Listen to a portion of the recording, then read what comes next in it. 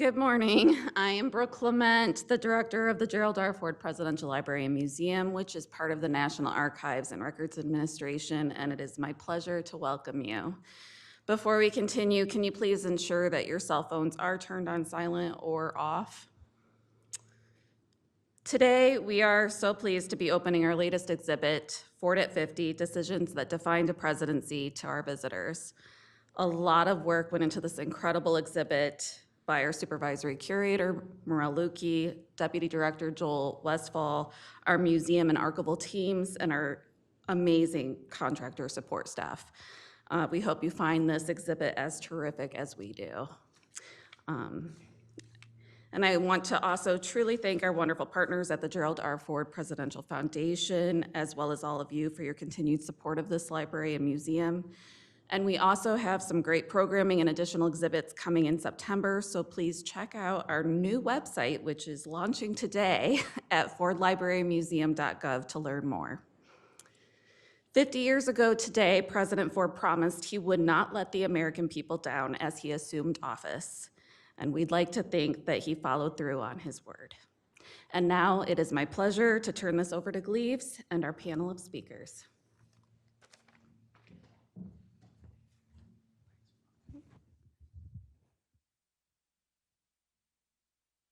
I couldn't help but think, as I was watching the president on the screen there, how apt those words are today. And I couldn't help but notice that after the clip was finished, what did the audience do? We applauded. He's not here to receive the applause, but what does that tell you that he applauded, that we applauded? It tells you that leaders continue to lead even after they have died. How do they do that? They do it because of their character, an enduring integrity of character that stands as an example for posterity. Ladies and gentlemen, that's why we're here today. This, the day of all days. This is the day, the 50th anniversary, the likes of which, the celebration of which, in this building, in this community, we will not see again in our lifetimes. It's an amazing day because we're paying tribute to a man, to a couple, to include Betty Ford, to a community that brought him into this world embraced with the great values to be strong and resilient and to lead. So you came to the right place today at the right time. And our run of show is going to be, we're going to have 4 distinguished people, panelists coming up. We're going to have Mike Ford, the eldest son of the president, come up. We're going to have Steve Ford, the 3rd oldest son of the president, Mrs. Ford. We're going to have Carla Hills, the secretary in the administration of Housing and Urban Development. And we're going to have Albert Zapanta, who is the assistant secretary of the Interior. All of these people knew President and Mrs. Ford intimately. They're the real deal when they speak. But the run of show is we're going to have them come up here in just a moment. I'll ask a few questions. They have so many stories, I probably only have to ask one question, and then they'll be off to the races. And then after that, at about 11:59, we'll want to go to the lobby. And then from the lobby, make your way to the plaza, because we have bells tolling, the pealing of the bells around the city, to mark at 12:03 when President Ford raised his hand and took the oath of office. And then 2 minutes later, at 12:05, when he began what I think is one of the finest, he wouldn't want me to call it an inaugural address, he'd call it just a straight talk among fellow citizens. But that's a hell of an inaugural address, 8-minute inaugural address. It's one of the finest. It's one of the finest. If you listen to the words, I urge you, you heard about half of it, I urge you to go back and study it. Study it for our time today. Because he unapologetically refers to his faith. He unapologetically refers to defending truth. He talks about the integrity that is necessary for a republic to hold together. All the themes that we're talking about every day today. So I say, as I said last night, and I said earlier this week, at several programs, Gerald Ford was the necessary man in the 1970s to lead our nation. But Gerald Ford is the indispensable statesman to lead our country today in the 2020s. So with that, I want to just tell you how much we appreciate your being here to share this great moment with us. And I also want to pay tribute to the people who brung us to the dance. First of all, we've got a lot of family members here. Please raise your hand if you're in the Ford family. You up there? We got a whole row of Fords. Give them a hand.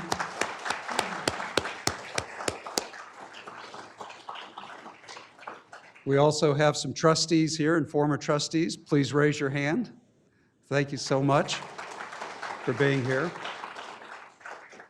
We have our wonderful partner, of course, in the Gerald R. Ford Presidential Library and Museum, led by Brooke Clement. We also have a wonderful partner in the University of Michigan. We have Daniel Rivkin, who's representing Michigan here. Thank you so much for being here.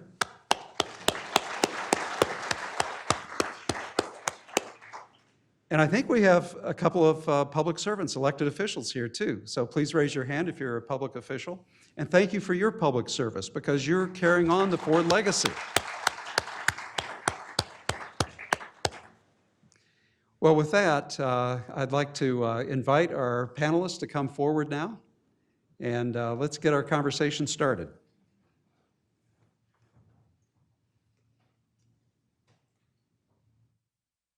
Let's give them a hand.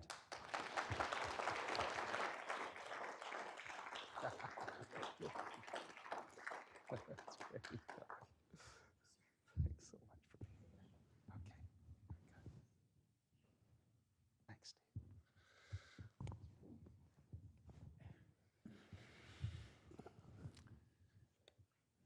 All right.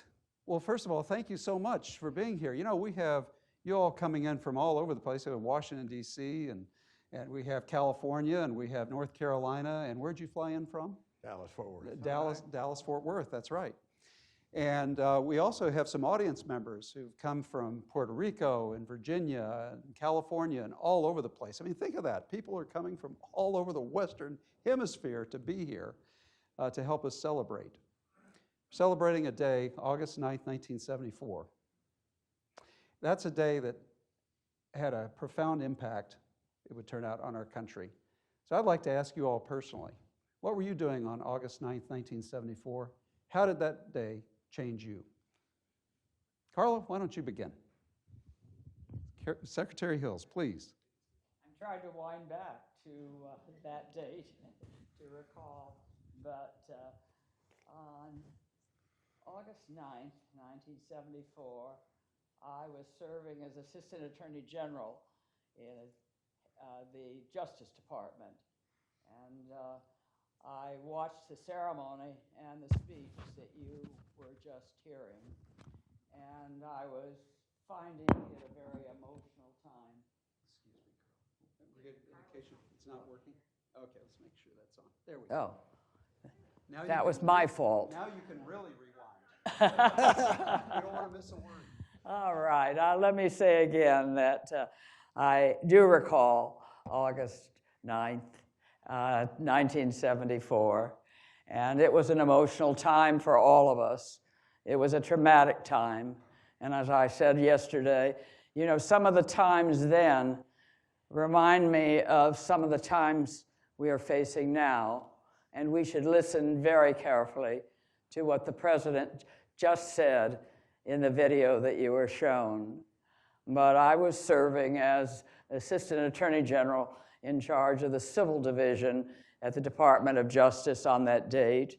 I watched the speech at the time and found it to be very emotional in terms of what our nation faced. I also had enormous admiration for the nonpartisan way in which the Vice President, just sworn in as President, took over at these uncertain, tumultuous times. And the Civil Division handled all of the complaints against departments and agencies. So if a secretary was sued with some allegation, it came to the civil division. So we had been watching the Watergate circumstance unwind with great concern. And I can tell you that the admiration that I and my team held for the Vice President of the United States, then about to raise his hand on 12/03 to be sworn in as president, was something that we thought would benefit our nation. Al? Thank you, Gleeds. Well, I was a young fellow, 1973, 74, as a White House fellow.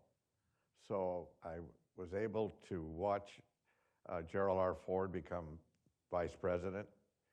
And then during that term, and the same day that Carla and I stood in the East Room as a young fellow that was just completing my year, which was August of 74, and was also asked that same day that they would like me to stay on and to be part of Gerald R. Ford's presidency in the White House as an advance-man. And I did. And so I was very, very proud to be asked at a time where I was there to really see the man, be the vice president and then president, and then was able to be with him on a few trips. One I'll highlight to you, and that is, and you'll remember when in Sacramento, California, that Squeaky Fromm pulled a .45 out to try to assassinate President Ford. That was my lead. I was there right behind him and Don Rumsfeld when that happened. And thank God for a fellow by the name of Boondorf, who was our Secret Service fellow, that knew how to not only disarm her, but also disarm the weapon so that it would not fire. And all I remember hearing was gun, and we took off running because we were going to go in, or the president was going to meet with Jerry Brown, the governor of California. And he walks in, and you know the kind of man he was. You would have never known that he had just had somebody try to assassinate him. He went in. Jerry Brown did not know it either because it was that quick. And when he came out, same president with the demeanor that he always portrayed. So that gives you one glimpse that I was able to see of a really great man that handled a very, very important time in our history that he survived because she was not successful. The second time was, and it brought me to think of those of you that wear the collar. I serve as a trustee of the University of Dallas, Catholic University in Irving, Texas. And I remember at another time that I was in a meeting with just the president, Dick Cheney, and our director of politics, Stu Spencer, who was my mentor from California. And the president had just stated the day before that he felt that, and he had met with the Pope and basically came away from that trip feeling very strong that Poland was not a communist country and that it maintained the spirituality of the Catholic Church, et cetera, et cetera. And of course, the press got all over him. And so in that interesting vignette, and myself being kind of like a fly on the wall, between the discussions with the president and Stu Spencer and Dick Cheney, they were trying to convince him that we're in an election. You can't say that.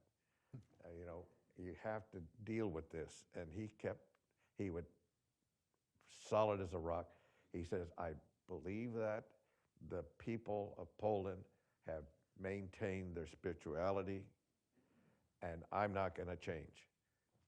Until Stu Spencer, not Dick Cheney, says to him, and forgive me, damn, Mr. President, we're in an election. You got to do something, and the presidents are killing us. It took him 2 days, and he finally came out, and he handled it in such a way where he did not have to retract, but he did do what he had to do. So those are two vignettes that are very, very indelible in my time with him, along with some of the other times with him. So I'll stop with that. Well, which of you wants to take on the question of how August 9th, 1974 changed you all? I'll take that one. I'm going to start on August 8th. And that was the day that my wife, Gail, we had been married a month. We were driving up to Boston, Massachusetts to start graduate school. Both of us were starting. And we had the U-Haul and everything. And so there was no cell phone. There was no communication, except for the radio. And we get all the way past New York, and we find out that, that President Nixon is going to resign. And so we immediately pull over, call our family, and it's confirmed that we need to get back to Washington, D.C. quickly. We finished our trip, left the U-Haul to Gail's parents and some friends to unload. And then we jumped on a plane early that Friday morning, the 9th, from Boston to Washington. And we brought with us the family Bible. We have the Jerusalem Bible, and we wanted that, or Dad and Mom wanted that to be at the swearing in. And so we brought that with us, and, as a family, we met right before the swearing in, and we had the Bible open to his kind of life, his life passage, which his grandmother, Dorothy Ford, had instilled into his life, Proverbs 3, 5, and 6. And that was where he wanted to put his hand as he took the oath of office. Trust in the Lord with all your heart, and lean not to your own understanding.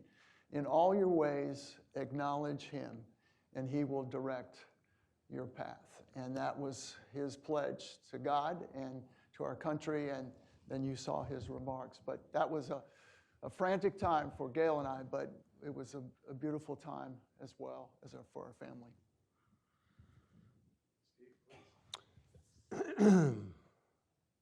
I think I was, like the rest of our family, shocked how quick it happened. The gravity of it being a constitutional crisis, and you heard it in Dad's speech, that this was a man who's going to become president of the United States without going through a general election. That had never happened in the 200 years of our history.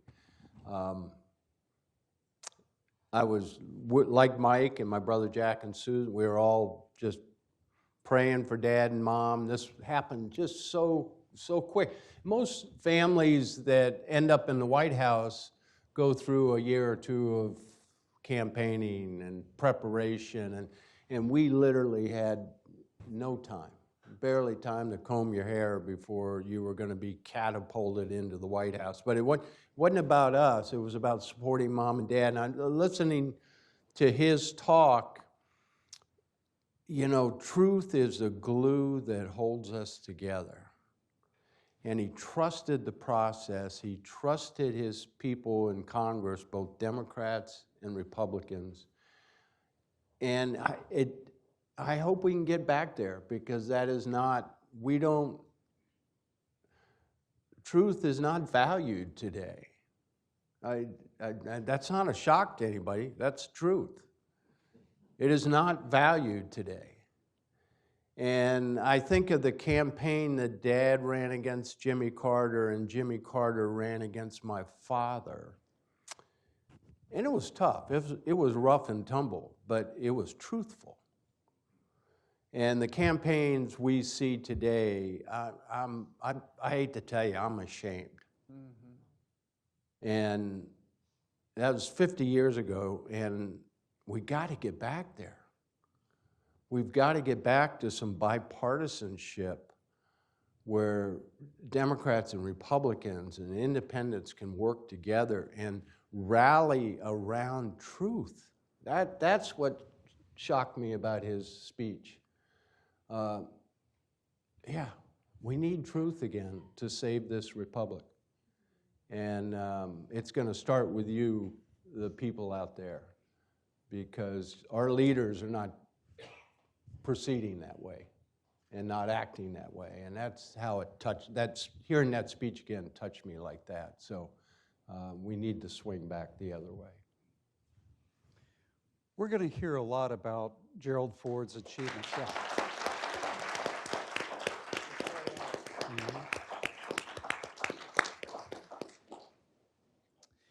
We're going to hear a lot of the details of Gerald Ford's biography, his achievements.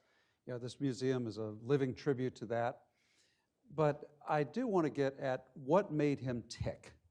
What was inside him that made him a successful president? Yeah, I'll lead off. I think the things that stand out to me, one has been said several times already, was his character as a man and as a leader, the integrity in his life, not a perfect life. He had his flaws, but he was able to acknowledge them and work on them. But people knew that he was a man of his word, and you could trust him. And that was so important for his presidency, is because it was such a contrast to the former president. The second thing was, I think, his experience and his competency as a legislator, as a leader in Congress, the 25 years in which he worked on Capitol Hill with Republicans and Democrats, you know, kind of shaping the legislation and moving the country forward in his role as minority leader of the House. He had these relationships with, like, Tip O'Neill and others on the other side, where they could come to agreement and common ground and make things work in our government. And he had that experience and competency as, you know, taking the office of executive, you know, leader of the country. And then finally, I think he was good at good judgment in picking a team, like Secretary Hills, General Zapanta, others who were part of his administration. It was a good judge of people who had skills and talents and you know, a desire to serve their country. And so he surrounded himself with, I think, outstanding administrators and cabinet members, and that he relied on them because he just couldn't do it all himself. So those were three things that really contributed to his, you know, effectiveness in a very, very difficult time. I would add to Mike that Dad told me many times that a president can only be as good as the people he surrounds himself with. He can't edit and take in all the information and vet it out. He has to trust the information that's coming back to him from people he's chosen. I think Carla and them would agree with that. So that team that he was surrounded with was so important. And the other thing Dad always talked about was, and Carla, I think you'll agree with this, he wanted to hear every side of an issue in a meeting. He didn't want to just get tunnel vision about something. He needed to hear both sides of an issue and give it a fair hearing. And that's important, that we don't get caught in political ideology, that we just get on one track. It's for the good of the country. And so I would add that to what Mike said. And Carla, did he want different views on every subject that came up before him? I would totally endorse what both of you have said. Mike and Steve are so correct. he had the capacity to listen and wanted to hear the other side of the table. You already saw that when he was elected minority leader and he was leading the Republicans, but negotiating with those Democrats that had the majority position. And when he came in as president, he would hold small meetings as well as entire cabinet meetings. And he wanted to know when there was a debate. He had the capacity to listen. And he used to say, the important things that I believe in is that you should communicate. And then you should be willing to conciliate if there are differences. Cooperate, but be willing to compromise. Those were his so-called 4 C's. But I think and recall a number of meetings that we had on housing issues, community development issues, primarily because of the very high inflation. Every federal program costs money. And there was a division between those that were responsible for the budget, that wanted to cut it clean, and those that were trying to administrate programs that are public needed in these times of great duress and economic turmoil. And he would listen and then find the right path through. Yesterday I mentioned the emergency housing bill for 1975, but that list goes on, and I remember that so well. We could all take a lesson from that, to listen and communicate and be willing to compromise. I'll take it to kind of the end of my time working with the president during the White House period of time and the campaign.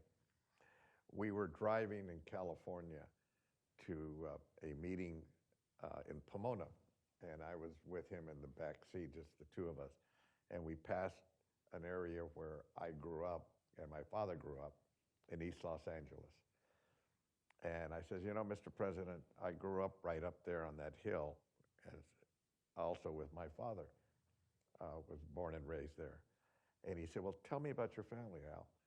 And so I said, well, the highlight, I had a mentor in my father who was the first Hispanic Mexican American to go to the University of Southern California in 1935 on a football and track scholarship. And that's all I had to say, football. Okay. He went on, he said, well, tell me. And then I said, well, Mr. President, he played in the 1939 Rose Bowl against Duke, and USC, we won.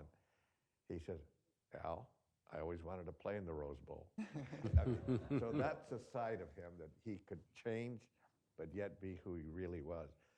And so within about 3 months, I got a phone call from Dick Cheney, who was then our White House chief of staff to the president. He said, the president wants to see you. So he did something that is indelible to me, and it tells you who I am and where I've come all these 50 years because of him. My father, Gerald R. Ford, and what he did, 200 years, it was the bicentennial, 1976, nobody with my ethnicity had ever been a cabinet officer. And he decided that he wanted to make me the Assistant Secretary of the Interior, which I was fortunate enough to be selected and pass the Senate. So that tells you the other side of how he also thought of the future. So I will always carry that with me. Thank you. Wonderful story.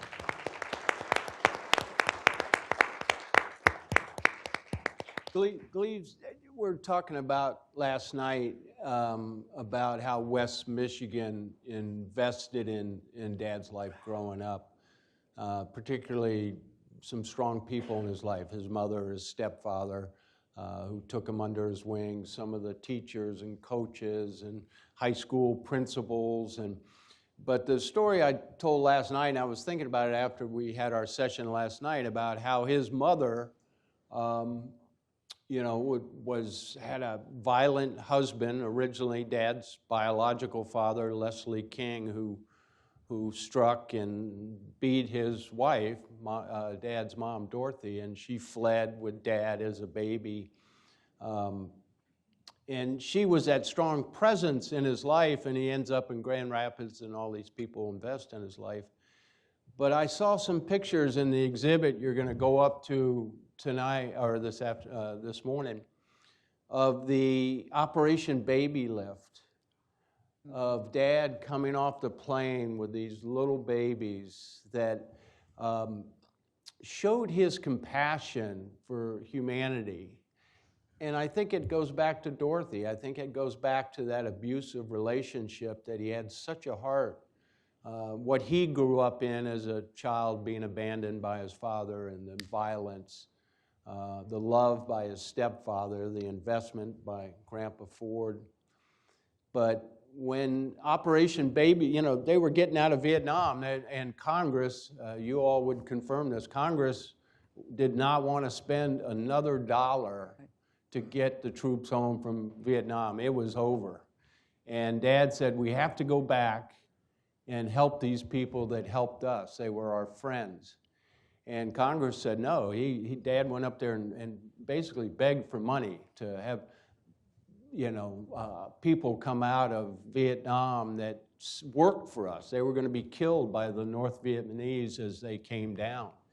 And this Operation Baby Lift happened, and they evacuated thousands of these orphan babies, many of them fathered by American servicemen. They were going to be abandoned. And I think Dad's history of his father and all that played a role in Dad. And there were people that stepped up privately to fund that Operation Baby Lift. One man, I think I read in Richard Norton Smith's book, mortgaged his house to lease a big plane to fly hundreds of babies home from Vietnam. That was the commitment, the humanity of these people, and Dad kind of led that charge, and he made sure that all those the most people, the refugees that came out of Vietnam, he made sure as president the most came here to Grand Rapids.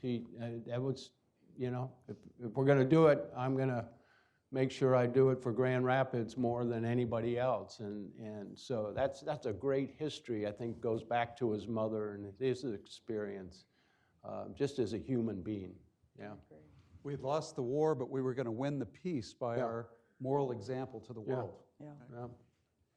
Well, this kind of elides into my next question, and probably the last question before we open it up to the audience. But, he had this inner strength. He had inner resources. So when you look at his life, what was the most difficult decision he made? What was his darkest hour from your point of view, and how did he get through it and be resilient to keep getting up and doing what he had to do? Carla, you were on the front lines. What do you think? I think that the whole process was extremely challenging, and he was enormously criticized when he pardoned Nixon, but he felt it was the right thing to do.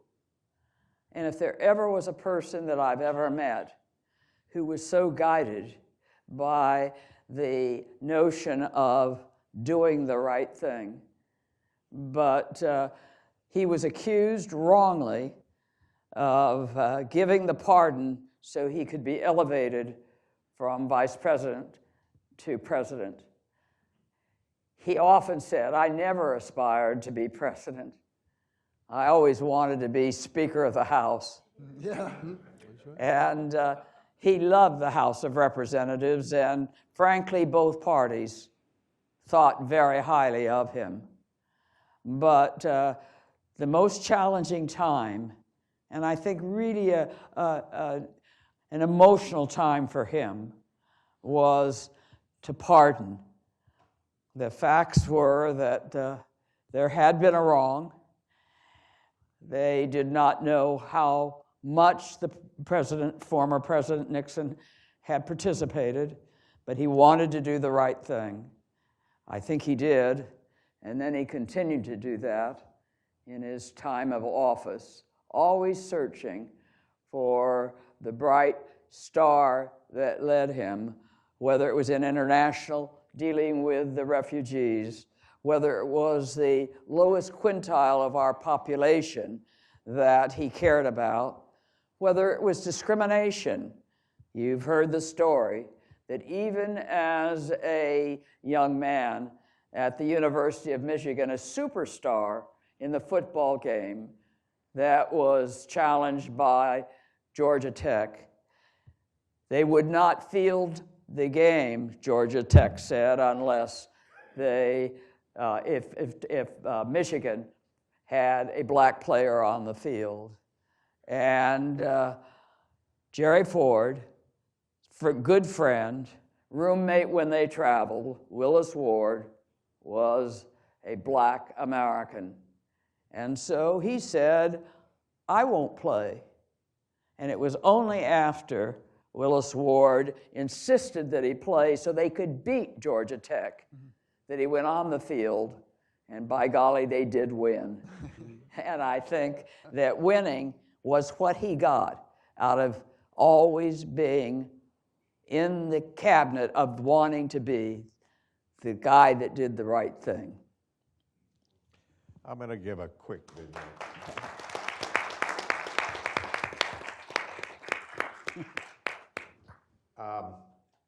I had mentioned I was an advance man during the first 6 months of President Ford's presidency. And it was midnight on a Saturday, if I'm not mistaken. I was there with somebody that, Joe, you'll remember, a member of our foundation, Terry O'Donnell, and I were there getting ready because we were going to be moving the president on a trip. And it was about midnight, and Donald Rumsfeld and Dick Cheney came in, and we were right outside the Oval Office where we would work in the little cubicle. And he said, the president's still in? Yeah. So they went in, and about, I guess, 30 minutes later, they leave.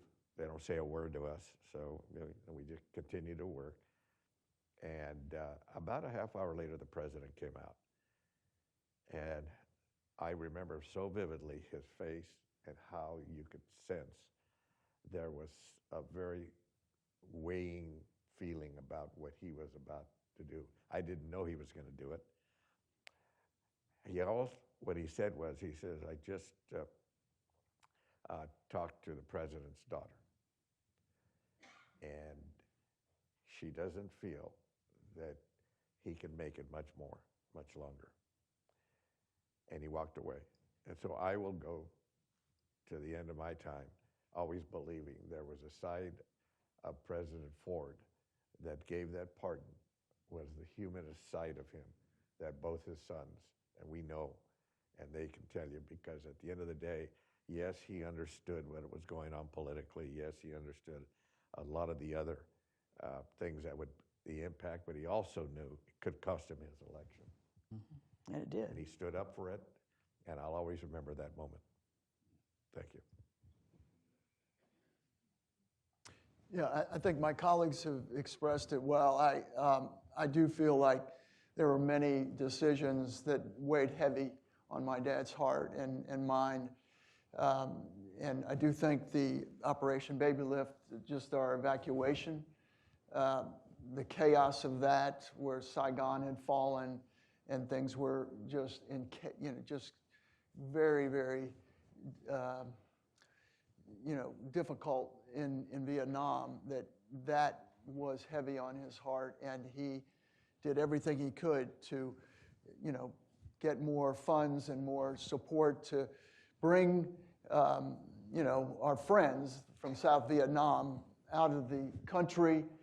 And it was not only those orphans, but 130,000 refugees were rescued and brought back and resettled here in the United States. And it was a beautiful act of grace and determination.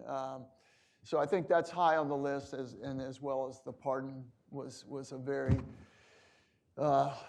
very difficult and hard decision that weighed heavily on him too. But as I think in all those cases, he did what he felt was the right thing and used not only his judgment but his compassion, and I'm so grateful for that. Gosh, Cleves, I'm not. They've said it all. The one thing I would throw out there is I'm trying to put myself in Dad's shoes. Within weeks of him becoming president, wrestling with all these things, the Vietnam War, the pardon, and Nixon and everything, all of a sudden, my mother comes home from a doctor's appointment diagnosed with breast cancer and going to have a mastectomy. And I'm trying to think of myself as a husband. The weight of the world is on your shoulders about all these issues, and your wife comes home with breast cancer and what that would feel like. And I'll never forget how proud I was of my parents that, back then, breast cancer, women didn't talk about it. That was a closet disease. You could not literally say breast on TV, and the shame of that for women. And there was talk in the White House of just, Betty could step back and go away and nobody talks about it. But my mom and dad decided that they were going to try to take the shame off of that disease and be, again, transparent, open, truthful. And I'll never forget my parents talking about that and letting the public know that that Mom had breast cancer. And for him as a husband to be doing all he did, supporting her plus trying to run the country. But all the calls and letters they got, first of all, the letters that came in to Mom, a lot of them were shameful in that they couldn't believe she talked about it. Like, you should have never said anything.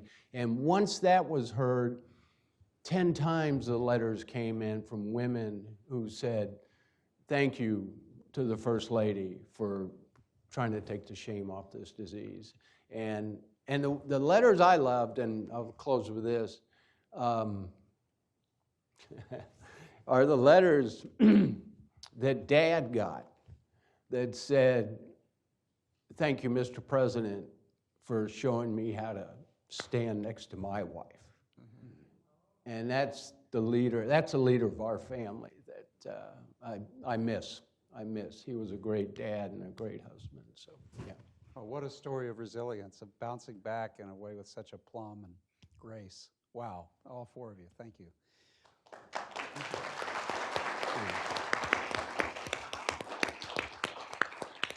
Well done.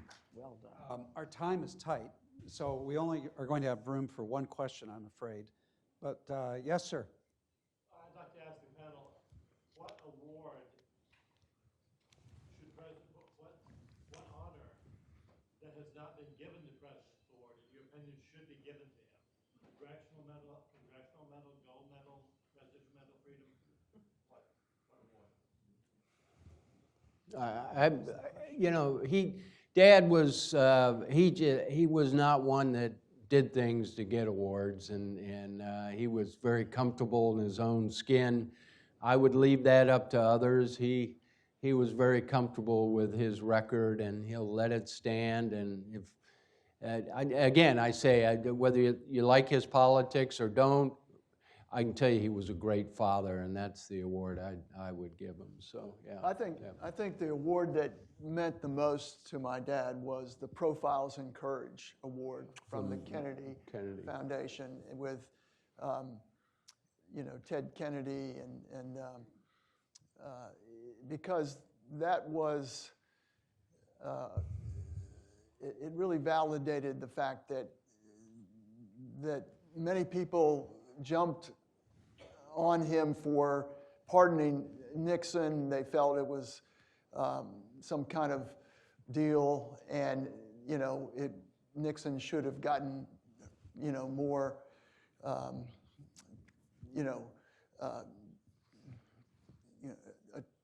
under the legal process. But he knew that was the best decision for the country and for, bringing back our country from the crisis and also healing the land. And the Kennedy Award really was for Ted Kennedy and Caroline Kennedy, as they presented that, was saying, you put your political future, your ahead.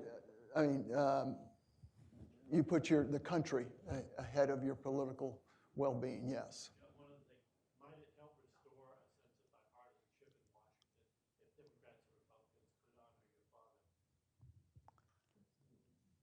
Yeah, I think if they could look to my father and the way in which he served our nation across, partisan politics, and see that as a example and model for doing good government and respectful civil democracy, which we need desperately, I think, to raise that,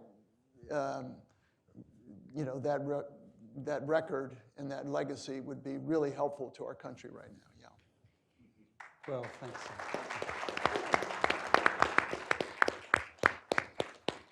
I want to thank all four of you for giving us such keen insight into the inner man, Gerald R. Ford, as well as highlighting some of his accomplishments, his achievements, his character that we saw. But you gave us sort of that inside view that I really appreciate and that will stay with us the next 895 days. That was the length of his administration. And for 895 days, we're going to celebrate this amazing couple, Gerald Ford, Betty Ford, and stay tuned to our programs. Come back to the museum here often, go to the library in Ann Arbor often. Get to know these amazing people better, because the more we can talk about them to the broader public, the better our country will be. Thank you for being here. Let me get that question again.